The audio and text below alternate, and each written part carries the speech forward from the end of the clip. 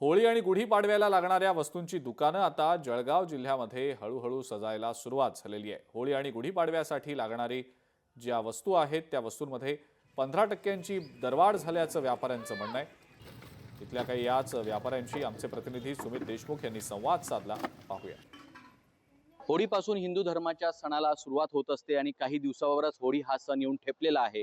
होळी असेल, गुढीपाडवा असेल, या सणानिमित्त हार, कंगन, नारळ याचं खूप महत्त्व असतं आणि या हार, कंगन, नारळाचा कारखाना जळगाव जिल्ह्यात हा दाखल झालेला आहे। आपण पाहू शकतो की या ठिकाणी हार, कंगन आणि नारळ बनवण्याची या ठिकाणी सर्व कारागीर एकत्र आलेले आहेत आणि हिंदू धर्माच्या सणाला गोडवा बनवण्यासाठी मुस्लिम समाजातील काही कारागीर या ठिकाणी हार, कंगन व नारळ बनवताना आपल्याला या ठिकाणी दिसत आहे।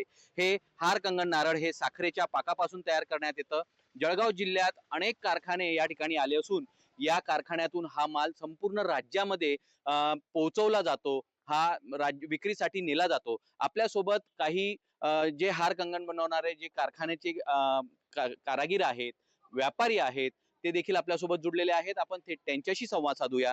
दादा, काय सांगणार, हार, कंगनचा कारखाना हा जळगाव जिल्ह्यात दाखल झालेला आहे, या वर्षी या हार, कंगनचं काय महत्व आहे आणि कितीने भाव वाढला आहे? कुठं कुठं आपला हा हार, कंगनचा माल सप्लाय होतो पूर्ण आणि कुठं एकूण या जळगाव जिल्ह्यात किती कारखाने आहेत? जलगांव में तो 50 कारखाने हैं। जलगांव जिले में पूरे महाराष्ट्र में माल अपना सप्लाई होता है। कुठल्या कुठल्या गावांना आपला माल सप्लाय होतो?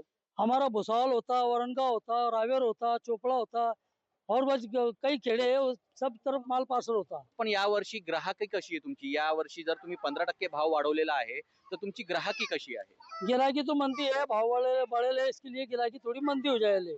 सुमित देशमुख, लोकशाही मराठी, जळगाव।